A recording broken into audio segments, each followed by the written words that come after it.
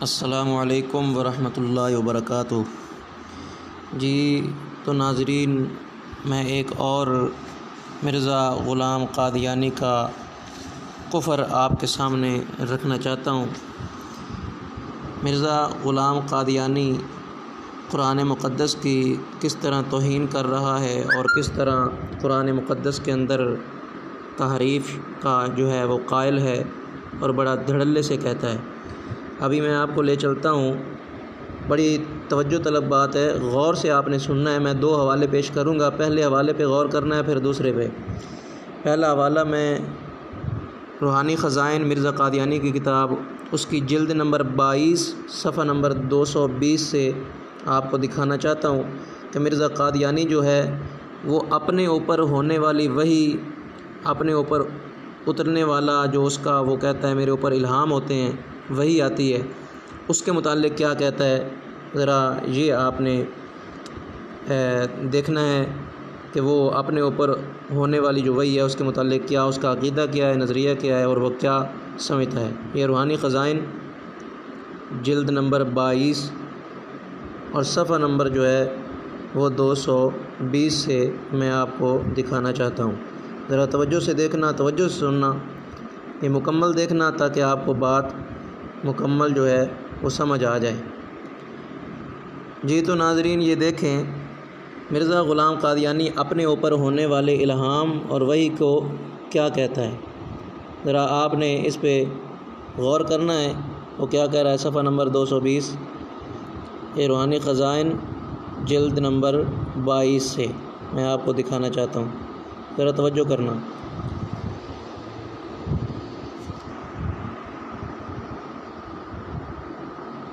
وہ کہتا ہے کہ میں خدا تعالیٰ کی قسم کھا کر کہتا ہوں کہ ان الہامات پر اسی طرح ایمان لاتا ہوں جیسا کہ قرآن شریف پر اور خدا کی دوسری کتابوں پر، اور جس طرح میں قرآن شریف کو یقینی اور قطعی طور پہ خدا کا کلام جانتا ہوں، اسی طرح اس کلام کو بھی جو میرے پر نازل ہوتا ہے خدا کا کلام یقین کرتا ہوں۔ یہ اپنے اوپر ہونے والی وحی اور الہام کے متعلق اس کا عقیدہ ناظرین آپ نے سماعت کر لیا اور دیکھ لیا، ملاحظہ فرما لیا۔ ابھی آپ دیکھیں قرآن کے متعلق وہ کیا کہہ رہا ہے۔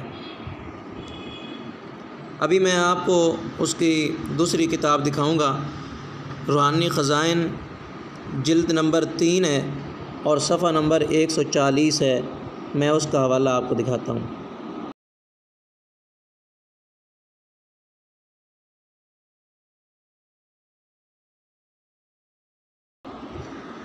جی تو ناظرین، یہ دوسرا حوالہ میں نے نکالا ہے، روحانی خزائن جلد نمبر 3 صفحہ نمبر 140۔ اس کے اندر مرزا قادیانی قرآن کے متعلق کیا کہتا ہے۔ کہتا ہے اس جگہ مجھے یاد آیا کہ جس روز وہ الہام مذکورہ بالا جس میں قادیان میں نازل ہونے کا ذکر ہوا تھا، اس روز کشفی طور پہ میں نے دیکھا کہ میرے بھائی صاحب مرحوم مرزا غلام قادر میرے قریب بیٹھ کر بآواز بلند قرآن شریف پڑھ رہے تھے، اور پڑھتے پڑھتے انہوں نے ان فقرات کو پڑھا، انا انزلناہ قریبا من القادیان۔ تو میں نے سن کر بہت تعجب کیا کہ قادیان کا نام بھی قرآن شریف میں لکھا ہوا ہے۔ تب انہوں نے کہا کہ یہ دیکھو لکھا ہوا ہے۔ تب میں نے نظر ڈال کر جو دیکھا تو معلوم ہوا فی الحقیقت قرآن شریف کے دائیں صفحہ میں شاید قریب النصف کے موقع پر یہی الہامی عبارت لکھی ہوئی موجود ہے۔